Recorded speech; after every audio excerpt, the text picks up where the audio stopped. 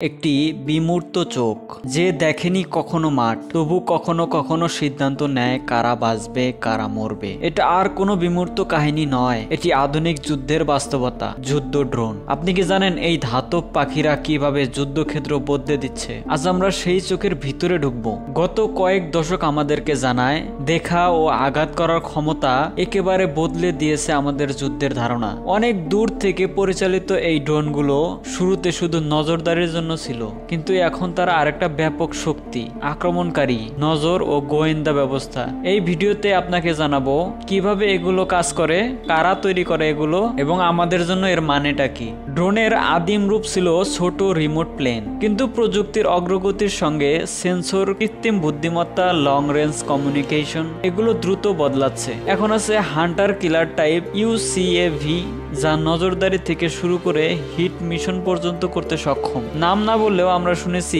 MQ-9 reaper, wing long, বের actor, TB2। তবে মাত্র নাম বললেই সমালোচনা শেষ নয়। শক্তি, নিয়ন্ত্রণ ও নীতিগত দায়ও এদের আছে। একটি আধুনিক যুদ্ধ ড্রোনের তিনটি মূল অংশ থাকে: প্ল্যাটফর্ম, যেখানে বডি ও ইঞ্জিন; সেন্সর সুইট, অর্থাৎ যেখানে ক্যামেরা, ইনফ্রারেড, রাডার থাকে; এবং অস্ত্র সিস্টেম। এগুলোকে রিমোট অপারেটর কন্ট্রোল করে বা স্বয়ংক্রিয় ব্যবস্থায় চালানো হয়। ছবি পাঠানো থেকে টার্গেট শনাক্ত সবই মুহূর্তের মধ্যে হয়ে থাকে। এবং এদের সর্বোচ্চ গুরুত্বপূর্ণ অংশ হলো ডেটা লিঙ্ক, যেখানে সম্পর্ক ভাঙলে পুরো মিশন বিপদে পড়তে পারে। ড্রোন যুদ্ধের গতি বদলে দিচ্ছে। দ্রুত সিদ্ধান্ত, কম জলবদ্ধতা, কম মানবীয় ঝুঁকি, এগুলো আসলে সুবিধা, কিন্তু কম ঝুঁকির অর্থ কি? সিলেক্টিভ স্ট্রাইক কখনো কখনো সিভিলিয়ানদের কষ্ট বাড়িয়েছে, যা আন্তর্জাতিক আইনের জটিলতা বাড়ায়। এছাড়া ড্রোন ব্যবহারের ক্ষমতা বিভাজনের নতুন ধরনের অশান্তি তৈরি করেছে, যেখানে কম খরচে বড় প্রভাব ফেলা যায়। যখন কোনো দেশ ড্রোন দিয়ে আঘাত করে, সে ক্ষমতা কাদের হাতে?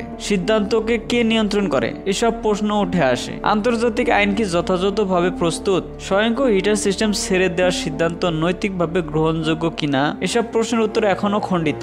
ভবিষ্যতে হয়তো এই স্বয়ংক্রিয়তা আরো বাড়বে। AI ভিত্তিক টার্গেটিং, বহুমাত্রিক ড্রোন, সোয়াম বা হরিণের মতো দল এবং সাইবার অপারেশন সবই নতুন বাস্তবতা। কিন্তু এর প্রতিরোধেও তৈরি হচ্ছে electric jamming system, drone Hunter drone এবং কড়া আন্তর্জাতিক নিয়মাবলী। প্রযুক্তি যখন এগোবে, নীতিও তো আর এগোবে না। ড্রোনের গল্প কেবল যন্ত্র নিয়ে নয়, তার পেছনের মানুষদেরকে নিয়েও। অপারেটর যে ঘন্টার পর ঘন্টা সিদ্ধান্ত নেয় এবং সেই সিদ্ধান্তের আরেক পাশে বসে থাকা পরিবারের আলোকচিত্র, সবকিছু মিলে একটি যুদ্ধের নতুন রূপ আমরা দেখছি। ড্রোন আমাদের নিরাপত্তা ও ঝুঁকি দুই বাড়িয়েছে। প্রযুক্তি যেখানে সমাধান, সেখানে নীতিও সমান গুরুত্বের দাবি রাখে। যদি আমরা ভবিষ্যৎ চাই যেখানে প্রযুক্তি মানুষের কল্যাণে ব্যবহার হবে, তাহলে আজই প্রশ্ন করা শুরু করতে হবে, আপনি কি ভাবেন? ড্রোন কি নিরাপত্তা এনে দেয় নাকি শুধু ঝুঁকিই বাড়ায়? বর্তমান পৃথিবী যে ড্রোনগুলো ব্যবহার করছে, তার মধ্যে সবচেয়ে শক্তিশালী ও আধুনিক হলো MQ-9 রিপার। এটি রিমোট দ্বারা কন্ট্রোল করা হয়। এটি মূলত যুদ্ধযোগ্য UAV।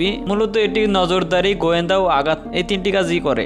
এর দুইটি পাখা রয়েছে, যার দৈর্ঘ্য 66 ফিট বা 20 মিটার। এর ইঞ্জিন টার্বো প্রপ, প্রায় 950 হর্স পাওয়ারের, আর এর গতি হচ্ছে ক্রুইজ স্পিড 150 থেকে 200 নট, সর্বোচ্চ 260 নট। এন্ডুরেন্স ISR মিশনে একাধিক রিপোর্টে 24 থেকে 30 ঘন্টা পর্যন্ত এটি উঠতে পারে।